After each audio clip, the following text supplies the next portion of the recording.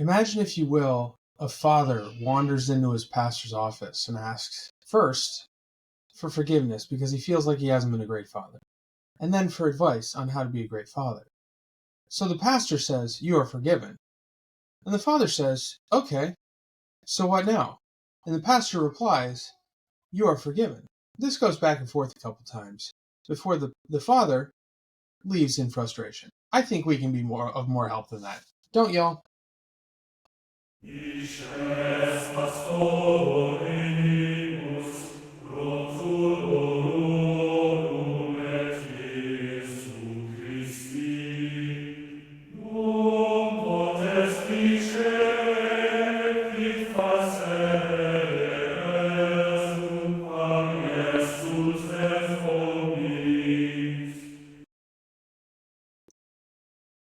Ladies and gentlemen, my name is Josh Boyce. I'm one of the hosts here at Man Buns and Jesus, even though I no longer have a man bun. Calm down.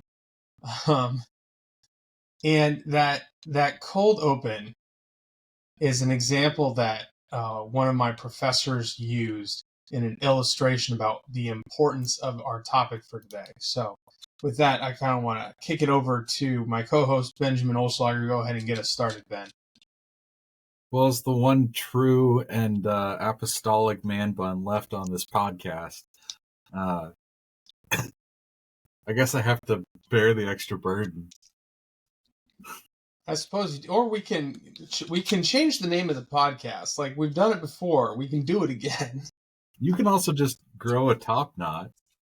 I'm not going to do that. I had that on my way to a man bun. I did not like it.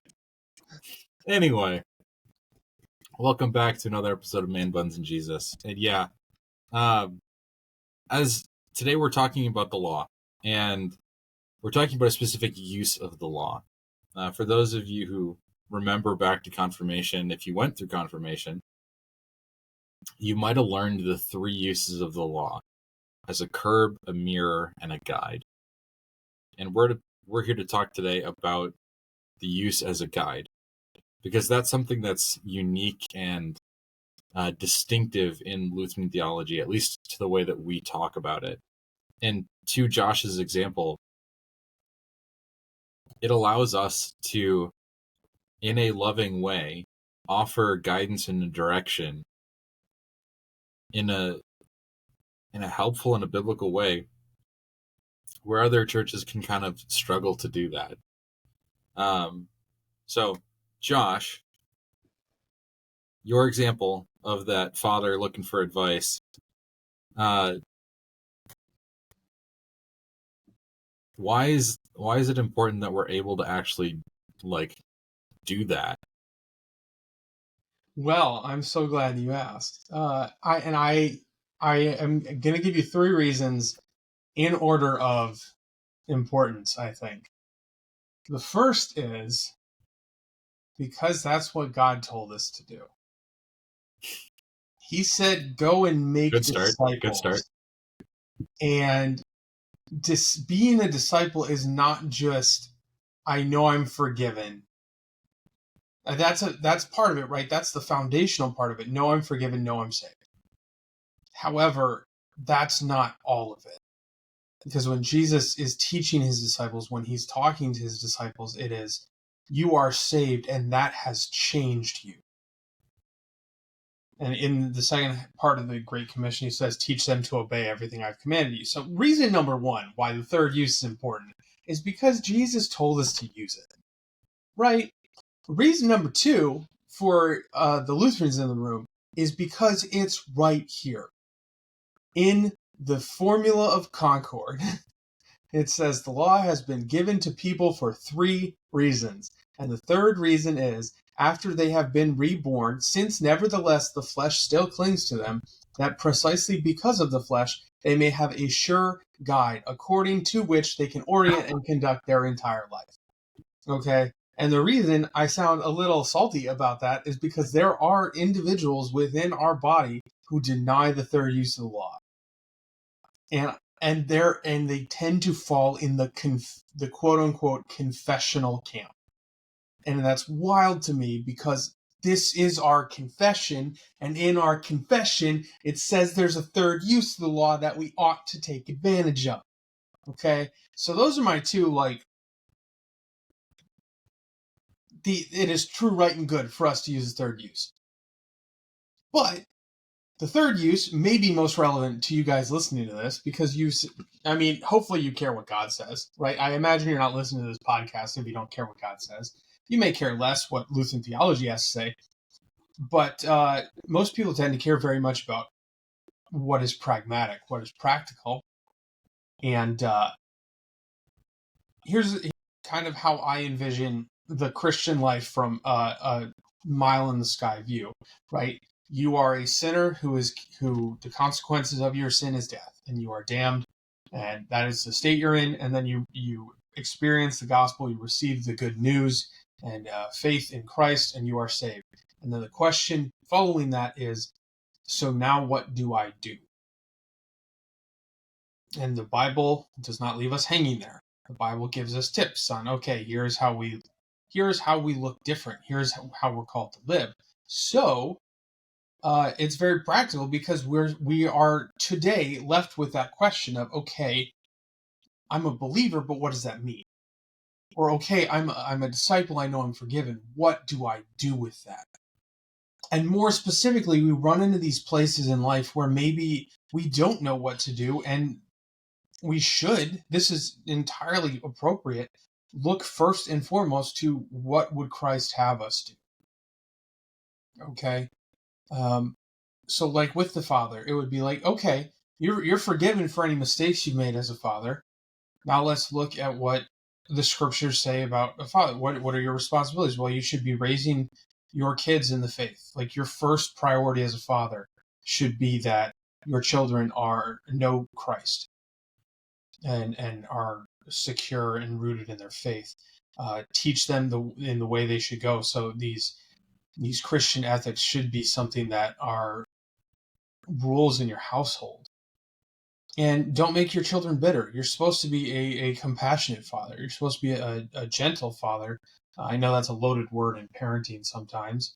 And then the fruits of the Spirit, and then all the rules that just apply to all Christians. You should apply those in your existence as a parent too, right? Love, joy, peace, patience, kindness, goodness, gentleness, faithfulness, self-control, goodness. I think I missed that one. Anyway, like, that should apply. And in that counseling session, in that, what do I do? I'm like, do this. Because the law is a guide. And Ben is, I don't know if you said this before we started recording or after, but the law is a good thing. Mm-hmm. And I think because we don't like guilt, we don't like shame, and we don't like being told what to do, a lot of times we dismiss the law and we say, well, the law is bad. No, the law is a gift. In fact, as it's defined here, the law is God's will for creation. So how dare you say that God's will for creation is bad? It's a good thing. Yeah. It's a gift. It gives us direction. Like, I love the law. I really do.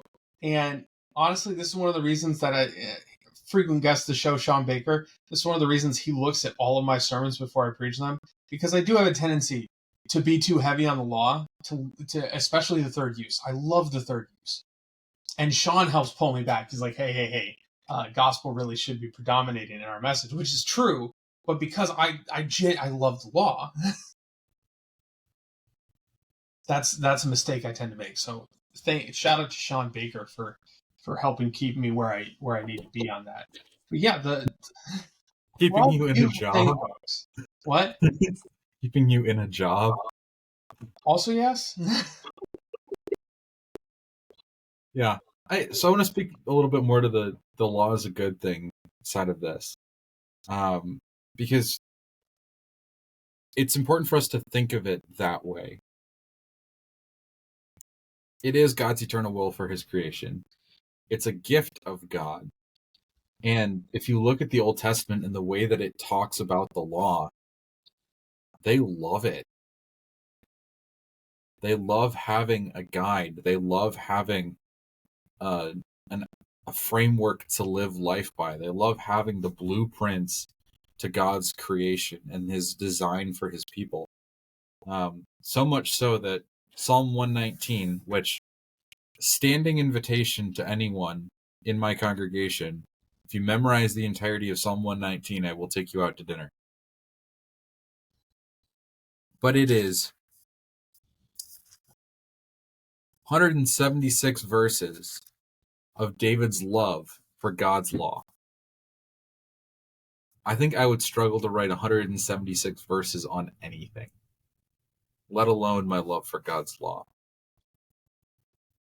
But it speaks to how much it was a value, a joy, a treasure to them. So it is a real shame that in a lot of ways we kind of make it out to be a boogeyman, like that it is just there to condemn you. It's there to make you feel guilty. It's not that. It's there to be the framework for your life. And earlier today, I was sitting down with one of my elders, and we were talking through a Bible study that he's going to teach in the coming Sundays while I'm doing some other classes. And one of the things that struck me about the videos that we're watching, and I think they're really good and informative, they come from an evangelical source. And the pastor that was doing the teaching kept having to pause and say, no, we don't want to do this in a legalistic way. Because for them, like, doing the law means you're either doing it out of fear, which is bad, or you're doing it as a redeemed child of God, and it is part of your salvation. And so he kept having to clarify, hey, like, we need to do this the right way. We need to do this the right way. We need to do this the right way. And I can just sit here and say, well, it can be both, right? It could be the thing that condemns you, that like, hey, the things that I'm struggling with in this regard, they do make me seek God's forgiveness. And then maybe like a month later, you're like, okay, so now that I've worked through my guilt in this, God has granted me forgiveness. I'm ready to set my feet on solid ground and start walking again. Now what do I need? And that's where you go back to the law, again, for God's guidance. Yeah.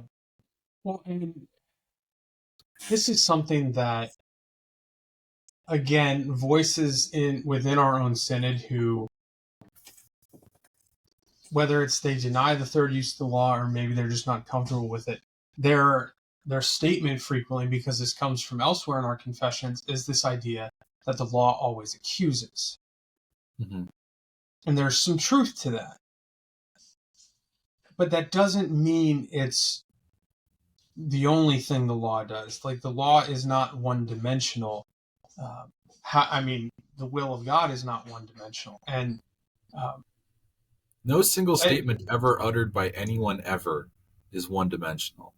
Right. I'm hungry can mean 50 million things. At the same time, to the same people, which is where yes. kind of, because, and I have two statements in response to this. One is just like digs at it a little bit, and the other is an example. The first being,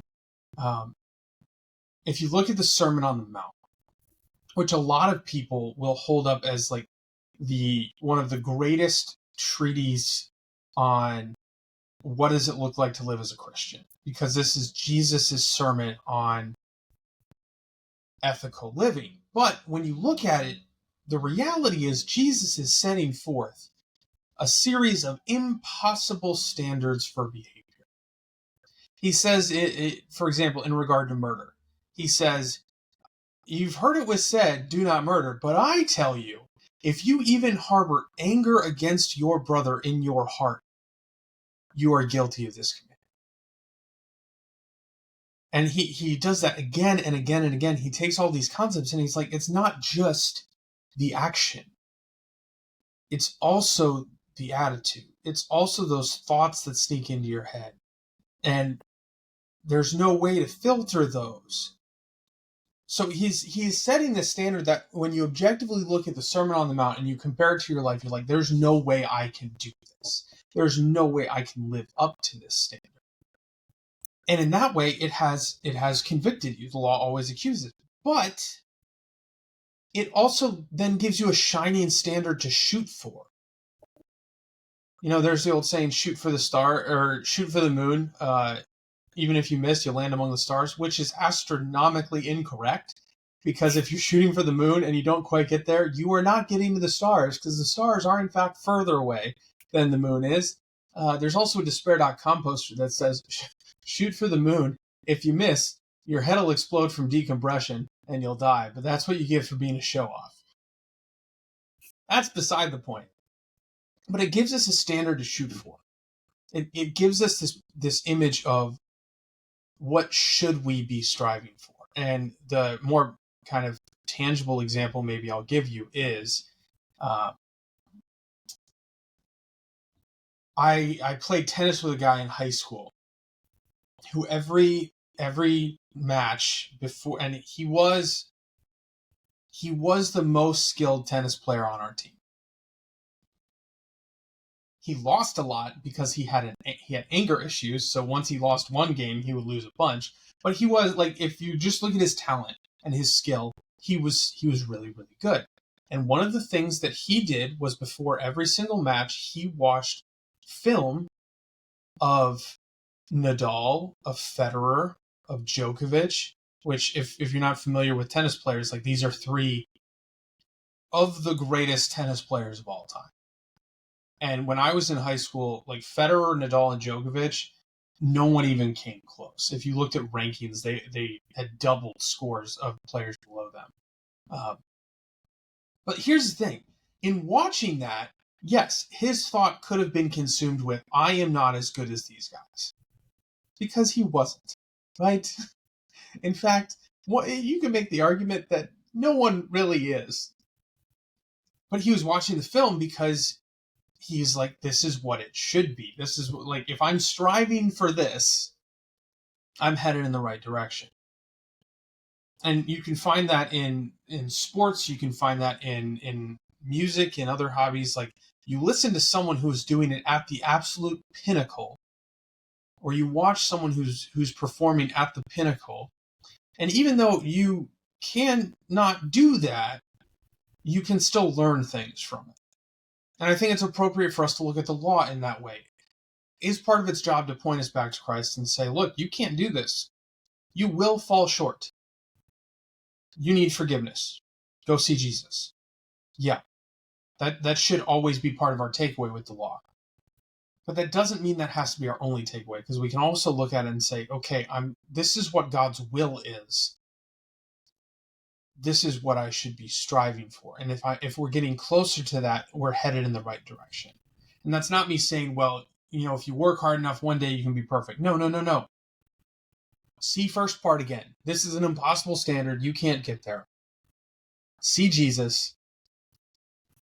But then we try more and more to conform our life to these standards he set for us.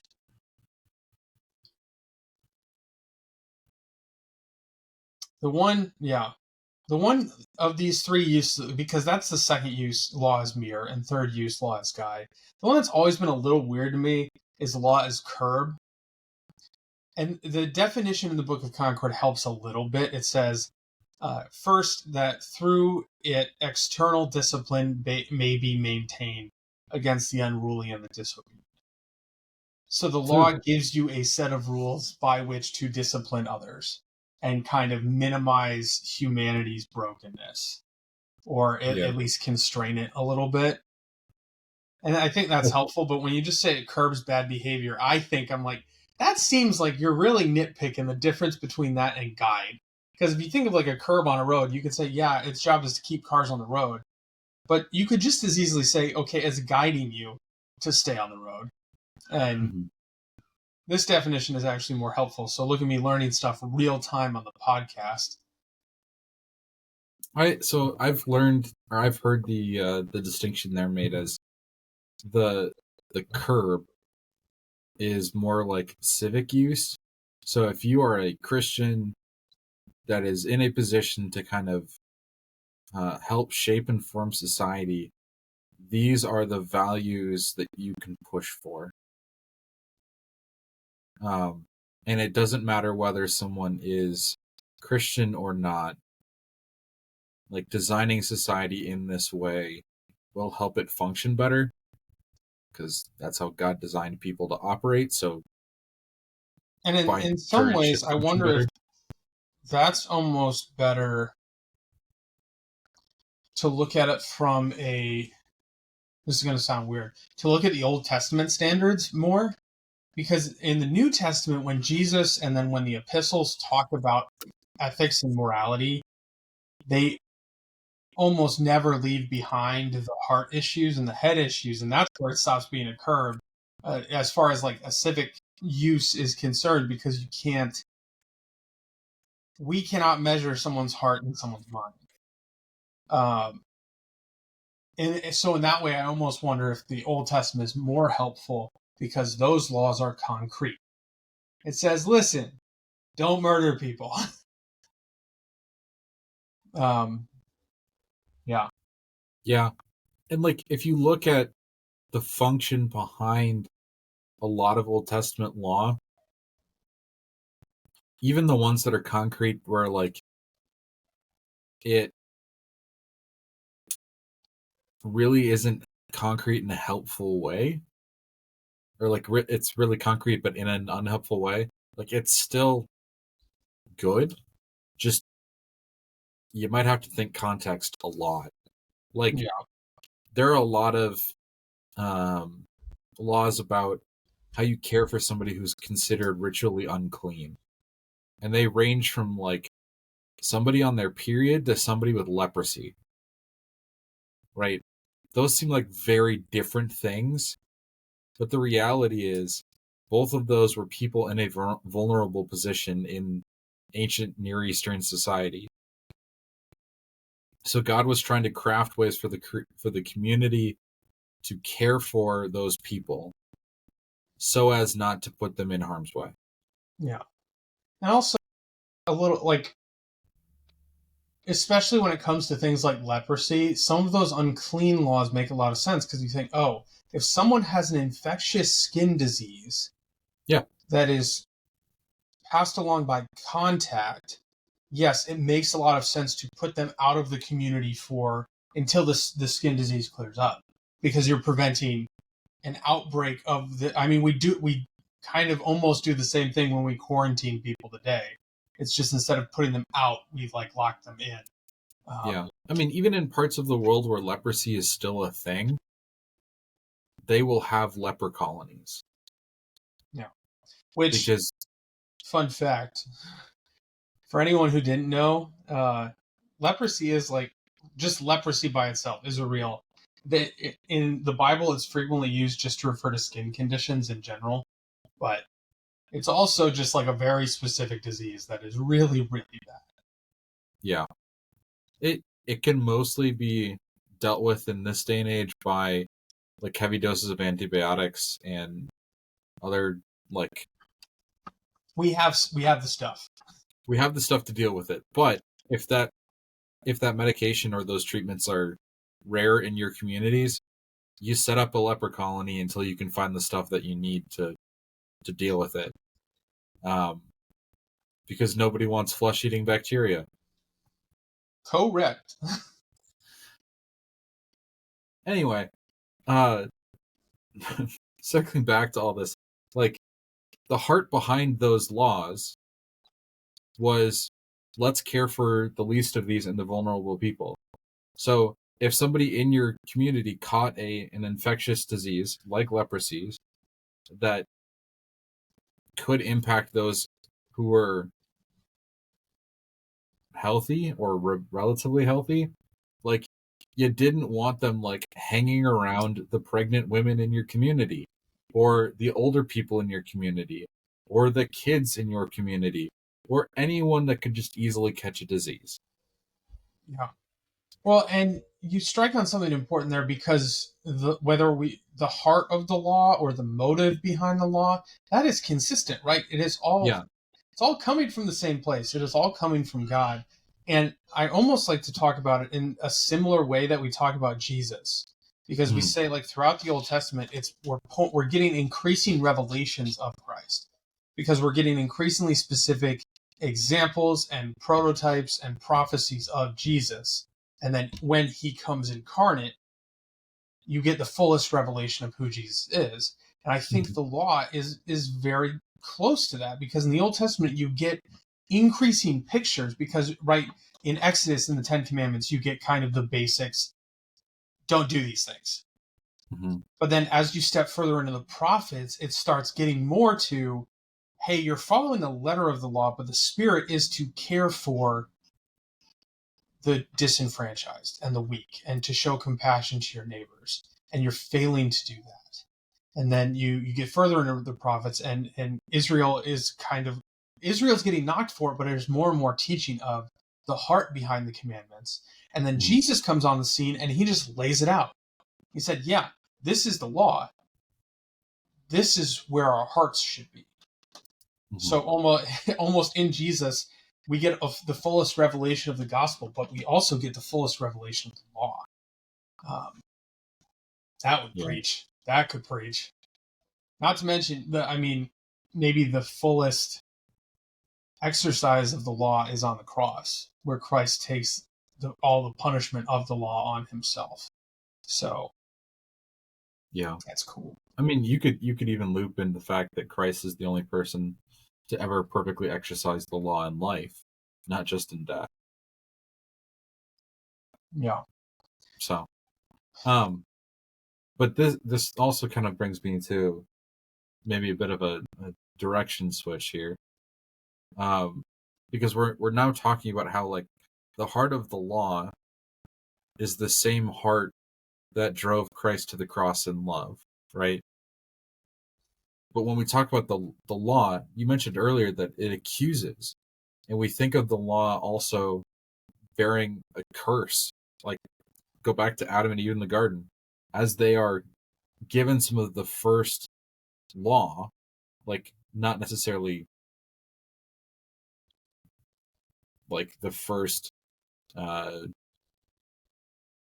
rules per se, but like they're given a little bit of like direction there. Right. Um, they receive it as a curse because they're living under it. Which it's and this is a mistake I hope I'm getting this phrase right, even though it doesn't make sense to me. There's the phrase don't hate the player, hate the game. And here's the thing, every Where single are you time in going with movie this? and TV I've ever heard that, it's like, no, I am fairly certain I hate the player. Okay? It's someone who's saying like, oh, I'm just playing by the rules of the game. It's not on me. But I think it should be reversed. Hate the player, not the game. At least when it comes to the law. Because it's like it's not the law's fault that we messed up. The law was saying this is a standard for what is good and beautiful and right, and it is us. It's our shortcomings that couldn't be good and beautiful and right. So when we say, well, the law is bad, or we say the law isn't from a place of love, it's like, no. The law is perfect. We're what's screwed up. Yeah. So hate the game, not the player. No, hate the player, not the game. I'll workshop that one a little bit. Yeah, I'm not even sure with that one though, because like God did intentionally place a curse on Adam and Eve, and he used the law to help uphold it. They were going to have to suffer for their actions as a result of the law. But Paul goes back and says, through Christ, that is no longer true. A little further down in the solid declaration under the Formula of Concord, which is the like more fleshed out version of the shorter bits that you see in the epitome. These things might all be foreign to you. Look it up on your own time. Or don't. Or don't. Whatever.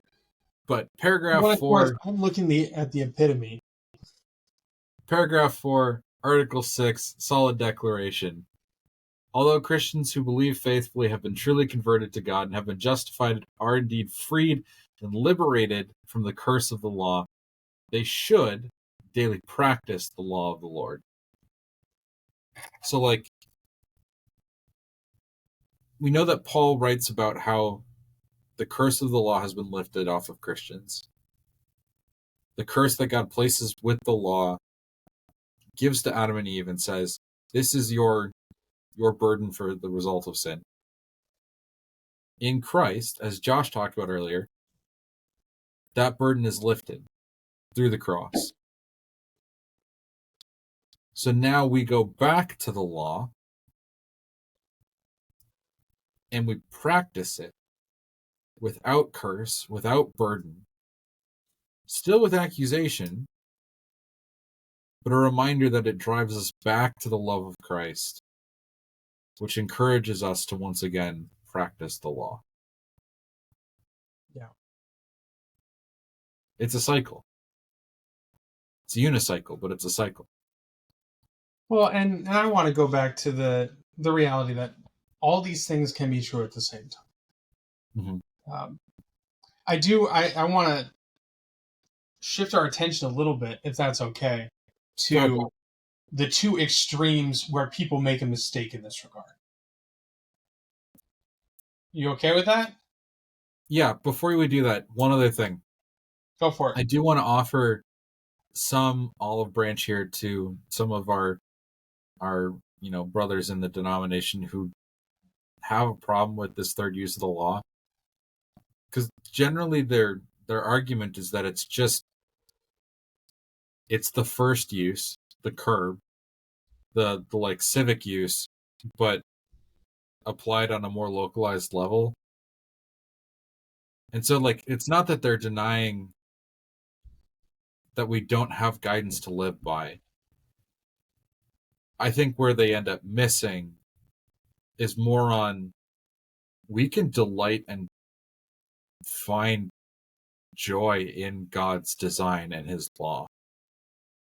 And I think that's the piece that ends up getting missed the most. Yeah. I think that's fair. So, I'm offering that olive branch, and I will happily talk that through with anyone who feels differently than I do. Yeah. Now, I think there are two, and there are probably more than two, but I think even in here in the Formula of Concord, there are two kind of mistakes that people will use with the law, and with the third use especially. The first, I think, is this tendency to say the law is only for non-believers, because once you've been driven to repentance, like, you don't need it. It's like the law is only there to drive you to repentance, and once you're there, it's like whatever. And I mean, the issue with that is, well, it's not like you get there and then you're done. Like, you still have life to live. So yeah, it doesn't make a whole lot of sense to me. It feels incomplete. But then the other extreme is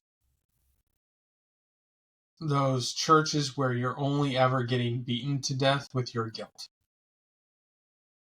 And it's always the law, and it's always the law in a condemning way. And then that guilt is then used as a pressure to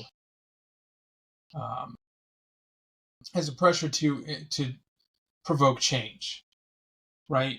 And I think maybe going back, what's the, to your olive branch there, what's the difference between the first and the third use? I think a large part of it is what's the motivating emotion? Because it seems, at least how the Book of Concord describes it, that for the first use, the motivating emotion is guilt. Whereas in the third use, it is almost an encouragement or an inspiration, saying you're forgiven. Okay, now here's what we're shooting for. I would say that the first one is fear. The motivating factor is fear. It's either Okay. fear of God or fear of the or the quote unquote princes. And I'm okay with that as well, but I think that's maybe a distinction. Um, and here's my problem, because these broad mistakes they tend to follow denominational trends. Like, Mhm. regardless of whatever, I think in most Lutheran churches, you're not going to find anyone who says the law is only is only for before you're a believer. I don't think I've ever come across a Lutheran pastor who held that opinion. There might be one out there. And I also don't know that I've ever met a Lutheran pastor who does nothing but beat the congregation to death with guilt. There are some denominations where I haven't experienced it, but I've heard a lot of that. And we're not naming names because that's not what we're here for, right? Our issue isn't with the denominations, it's with a specific error or teaching or habit. Okay, so we're focusing on that. But I have met people who have left those denominations, and some who have even left the church entirely because of these mistakes. If every time you go to church, you're just sitting there being beaten to death with your guilt for an hour or an hour and a half or whatever, honestly, I can't really blame you too much for not wanting to go to church anymore. And my response to that is come to my church. We won't do that to you. But that's kind of hard to because that's the equivalent of saying, well, we're different from I'm not like other churches. It's like, well, we're not, but also saying that is a little bit like of a cliche. Um, I feel like and honestly, the other is true as well. To kind of round this out, I've met people who they're like, oh, I was condemned, but now I'm saved, and that's it. Well, I guess I don't need anything else. I can just go about my life. I know I'm saved. We're done, and it leads to a place of antinomianism. It's like, okay, hold on. pause, Josh. Antinomianism, define it. Yeah, antinomianism is another word for it is cheap grace. It's this idea of I'm forgiven, so I'm going to do what I want because I know I'll be forgiven afterward. It's a dismissal of the law as having any real bearing on our lives. Yeah. Now, Mostly, to be honest, there's probably a better, more strict definition of it out there, but I think that's a practical way of understanding it. that's good enough for today. And honestly, I've now thought of 4. You started with 2. I'm up to 4. Mistakes? Well, yeah, because you can take each one of the different uses of the law and make that your principal use of the law and beat it to death to where it becomes unhelpful. And then you also have, like you said, the just absolute lack of it. So you could, second use, the mirror, show people their sin constantly. That's it. Look how ugly you are. Look at it. Yeah, See it. to the point where they no longer want to look anyone in the face because they're afraid that they're going to see their reflection and it's going to be hideous. It's the equivalent. They're breaking all the mirrors in their house. Exactly. First use of the law, you could focus so much on everyone else's problems that you never deal with your own. Ooh, yep. People love to do that one. Yep, that one. I'll be honest, there are Lutheran pastors who fall into that category. Yep. That I remember. You shouldn't be preaching to the people who aren't in your building.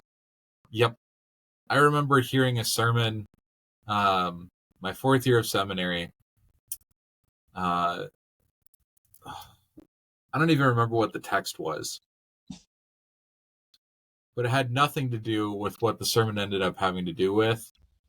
Like, it had to do with some of the errors in the world, and then the pastor just went on a spree and started talking about how abortion was killing the church and killing America. You look like you just saw a ghost. No, sorry. Okay. I'm going to explain this train of thought just because I unfortunately made this. So I have a book that relates to this topic. It's called Conforming to His Image. It's Bible studies for small groups, and it's like you read some of the Bible, and then there are just discussion questions for you and your small group. Like, you don't need a pastor to lead it. It is helpful to have someone who has been in the church for a while lead it, just because they'll bring some understanding. But it is there. You can get it on Amazon. If you reach out to the podcast, like, I can also get you cheaper copies because I have author's copies. They just take a little bit longer to ship. Anyway, so I was staring at this because I was like, I really want to mention that because I think it's a useful resource for this topic. So I thought to myself, hold on, let me check my author dashboard. And I just saw that someone ordered 16 copies of one of my books. And that's a new one because that estimated royalties number is higher than I've ever seen it. So that was why the facial expression. Thanks. Oh, cool. Shout out to whoever ordered all the John books. Nice. Yeah. So that's first use. Blame everybody else for your problems. Never address your own. Second use. You're bad. You're bad. You're bad. That's it. You're bad. You're bad. You're bad. You're bad. You're bad. Third use. Be better at loving people, and then never actually talk about what it means to make mistakes about loving people. And I also think what slides in with, if you're all about the third use, is a pragmatism, where it's only about what is useful and what is practical. And it's like, no, what is right and what is true should take priority over what is expedient and practical. Yeah, and that one can also kind of become a self-righteousness thing too, where like, if all you ever hear is third use, and you think, yeah, I'm doing all those things, great, I'm good. Like, I'm just going to take this as advice. I don't have to take this as condemnation. You do. And then, like you said, the fourth one, which is the lack of law, has its dangers as well. Yeah. So, no matter how you slice it, you can do this wrong. Yeah. And that's, I think, the most beautiful thing about the law is that it's multivalent. It works in all of these ways if you just let it do its thing. Mm-hmm. And the example when I teach this to confirmation students, when I teach this to adults, when I teach this to my college students, it's the same example. And it's an example I kind of mentioned a little. Like, if I'm preaching a sermon, I say, you should be a good member of your family. That is the single sentence that I have uttered, and that is a law sentence. The person in the first pew can experience that in a, okay, I'm gonna not do bad things, and it's curbed their behavior in that, and that's kind of it's a little bit falling into the third use. And then there's a person in the second row back who says, "Wow, I really treated my family like crap this week. I need to repent. I need forgiveness for that." And in that, the law has functioned as second use. And then there's a person in the third row who says, you know what? I'm going to strive to do that. I'm going to take my family out for a nice dinner tonight. And I'm going to say, you know what? You guys take the week off. I'm going to take care of all the chores myself. And in that way, the law has functioned as the third use. And even to follow Ben's example, there might be someone in the back who they live by themselves. They don't have any family. And they're like, this law has not applied to me. And that's okay, right? Hopefully the sermon was structured in such a way that there was something that you learned or gleaned from it. But in saying one thing, the law has, because of the work of the Spirit, the law has effectively functioned with all three uses, and adding kind of the bonus use of not applying to the specific context. And as long as I think we're honest when we proclaim the law and when we talk about the law with each other, the Spirit will take care of that. It's when we try and ram our purpose on the law that I think we fall into all these traps. So we proclaim the Word of God faithfully. And a lot of this, I believe, will take care of itself. Is that fair to say? Yeah. I think maybe an even better example of the first use, since yours was like not great. I'll admit that. Not great. Yeah. Would be my understanding of the first use of the law is probably not great. Yeah. I'm not a civic. I'm a pastor. We'll say that it was shaky. I think a better use of, or a better example of first use is somebody in your congregation hears that sermon here's your advice and your guidance on how to shape a family effectively. Sees a family in their life, maybe part of their extended family, maybe a neighbor, maybe like a coworker, and then is able to offer them advice without necessarily it being under like the trappings of a Christian world. Yeah. Right? But it's good advice because it is God's design for his people. So here's the blueprint for how people function. Try living in the blueprint. Do it. Just do it. Don't let your dreams be dreams. Shia LaBeouf, 2016. Is that before 15? or after he lost his mind? About the same time. Oh, good. Good. That was also the era of DJ Khaled's Another One. What a great time. What a great time for society. No. So before we get to takeaways, because I feel like that's where we're going next, I want to plug this more formally. I'll put a link in the show description. If you're not in a small group Bible study, I'd encourage you to get in one. If Ben's your pastor or if I'm your pastor, like, we'd be thrilled to help get you set up with that. And this is easy, low-hanging material, and you could also do it with your family. You could do it as personal devotions and just treat the questions as questions for reflections. But if you listen to this and you're like, man, I'd really like to dive into the Law's Guide, that's like what I wrote these studies for.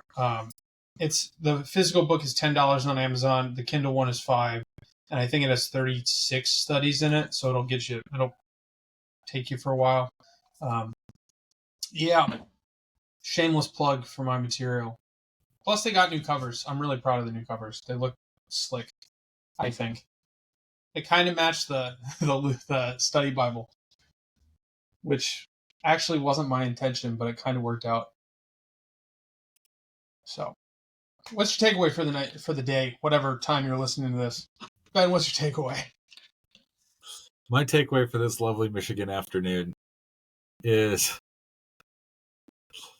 love God's law. It is a good thing. Sometimes it will accuse you and make you feel your guilt. Sometimes it will guide you and show you where God is encouraging you. Sometimes it will be a resource for you to help others in life around you walk in a way that God has designed them to do, whether they know it or not. But know it. Learn it. Use it faithfully. And lean on the love of Christ to do all three as often as you can. My takeaway is, it's very close to that. The law is an incredible gift that we've been given. So we strive after it, even knowing that we're never going to live up to it in all of its perfection. And if you want to distill that down, Jesus did it in a Jesus perfect way. He said, love the Lord your God with all your heart, all your soul, and all your mind, all your strength. I butchered that one. And love your neighbor as yourself. Impossible to do. What a good standard. Good advice, though. Yeah. So with all that, brothers and sisters, go in peace. Serve the Lord. Thanks be to God.